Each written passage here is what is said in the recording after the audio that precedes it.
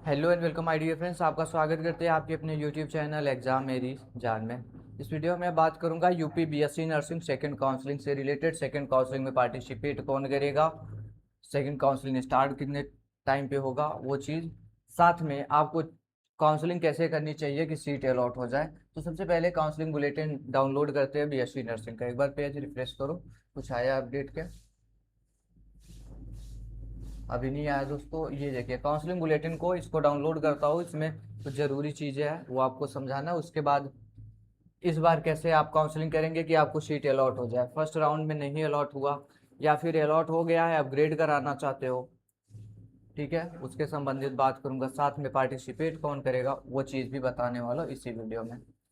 आइए तो नीचे बढ़िए, सबसे पहले यहाँ पे आइए, सेकंड काउंसलिंग है, दिख रहा, थोड़ा सा छोटा कर लो जी। Round second of counselling and admission process. तो हमारा ये 6 जुलाई से स्टार्ट हो रहा है, मतलब आज से, मंडे के दिन। लेकिन जब भी ये वीडियो बना रहा हूँ, पहले बना रहा हूँ। End of registration for online counselling and choice filling, तो ये 11 जुलाई लास्ट, मतलब काउंसलिंग जो कर सकते हो आप चॉइस फिलिंग, वो 11 जुलाई तक कर पाओगे। उसके बाद हमारा अलॉटमेंट रिजल्ट 14 जुलाई को जारी हो जाएगा। फिर हमको अगर सीट अलॉट होगी, हम एडमिशन लेने जाएंगे कॉलेज में, डॉक्यूमेंट वेरिफिकेशन कराएंगे 15 जुलाई से 20 जुलाई के बीच में। बात क्लियर हो गई? तो 20 जुलाई तक सेकंड काउंसलिंग का एडमिशन चलने वाला है। उसके बाद ये सब कुछ क्राइटेरिया आपको फुलफिल करना है, ये तो सभी को पता होगा।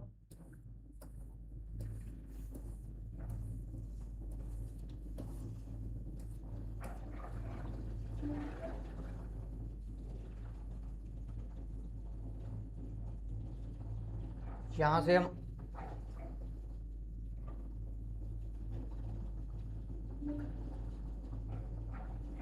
थोड़ा सा टाइम दीजिए दोस्तों, पीडीएफ खोलने भर का।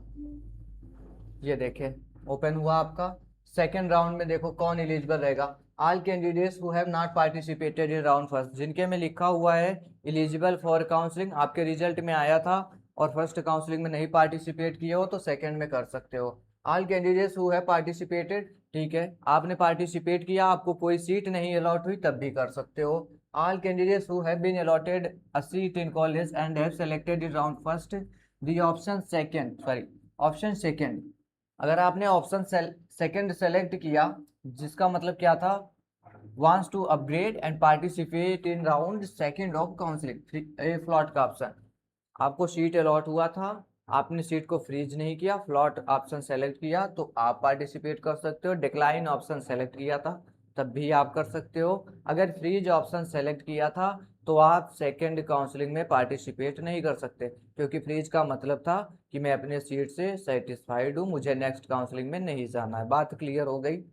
सिर्फ फ्रीज वाले नहीं करेंगे, बाकी सभी लोग कर लेंगे। अभी देखो, दो ये कैंडिडेट नहीं कर सकते जिनके में फ्रीज है। और एक चीज मैं आपको बताऊंगा, जिनके में ये लिखे है नॉट एलिजिबल फॉर काउंसलिंग, वो बच्चे पार्टिसिपेट नहीं करेंगे, बाकी हर कोई सेकंड काउंसलिंग में पार्टिसिपेट करेगा। और ये हमारी काउंसलिंग आप देखेंगे शाम से स्टार्ट होने वाली, क्योंकि जो भी ABBMU कर रही है सब कुछ इवनिंग में ही इनका अपडेट जारी हो रहा है, इवनिंग से ही चल रहा है। तो आप देखेंगे शाम के 6 से 7 बजे आपकी सेकेंड काउंसलिंग स्टार्ट हो जाएगी। बात क्लियर है? अब इसमें आपके माइंड में ये क्वेश्चन होगा, हमारे पास में अभी कितनी सीटें बची है। तो दोस्तों पहले सीट मैट्रिक्स ही जारी किया जाएगा, तब जा करके आपका काउंसलिंग स्टार्ट होगा। देखेंगे काउंसलिंग के साथ में सीट मैट्रिक्स हमको दिया जाएगा और आप उसमें देखेंगे लगभग 75% सीटें भर ली गई होंगी, क्योंकि फर्स्ट काउंसलिंग के बाद लगभग 75% सीटें भर ली जाती है गवर्नमेंट मेडिकल कॉलेज की। लेकिन मैं प्राइवेट मेडिकल कॉलेज की बात करूं तो प्राइवेट में भी आप देखेंगे 80% से ज़्यादा सीटें हमारी खाली होंगी, ठीक है, 80% या इससे भी अधिक सीटें अभी भी खाली होंगी। लेकिन गवर्नमेंट कॉलेज की सिर्फ और सिर्फ मान के चलिए 20 से 25% सीटें ही खाली रह जाती है फर्स्ट राउंड काउंसलिंग के बाद। अब रही बात आपको काउंसलिंग करना, चॉइस फिलिंग करना है, कॉलेज कैसे अलॉट हो जाए, इस पर तो मैं वीडियो लेकर ही आऊँगा। अभी सीट मैट्रिक्स आने दीजिए। आपको कैसे चॉइस फिलिंग करना है, आपके रैंक के हिसाब से, कैटेगरी रैंक के हिसाब से, मार्क्स के हिसाब से, और अगर सब कैटेगरी है तो सब कैटेगरी रैंक के हिसाब से, वो तो मैं आपको वीडियो लेकर ही आऊँगा।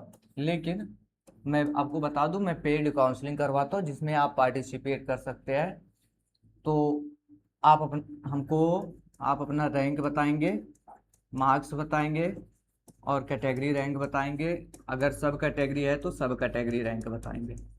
ठीक है, इतनी डिटेल मैं आपसे पूछता हूँ, जिसके बाद मैं आपको कॉलेज बता पाता हूँ कि ऑर्डर कैसा रखना है। तो पेड काउंसलिंग करवाने के लिए सिंपल में आपको अगर नहीं समझ में आता, क्योंकि फर्स्ट काउंसलिंग में आप गलती कर चुके हो, तो ये मेरा नंबर है, नोट डाउन कर लेना, 9517193475। ये मेरा व्हाट्सएप नंबर है। और जो मैं पेड काउंसलिंग कराता हूँ उसके लिए चार्जेस 1000 रुपीज़ है।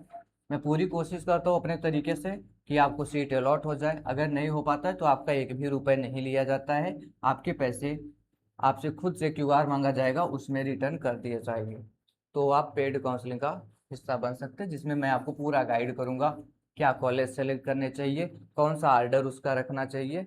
जब ये सब चीज़ें आप समझ जाएंगे, अच्छे से काउंसलिंग करेंगे, तभी जाकर के सीट अलॉट हो सकती है। उम्मीद करता हूँ बातों को समझेंगे। आगे अपडेट्स आएगा तो टेलीग्राम पे दे दूंगा, अगर टाइम रहेगा तो वीडियो के माध्यम से दे दूंगा। Okay friends, thanks for watching this video.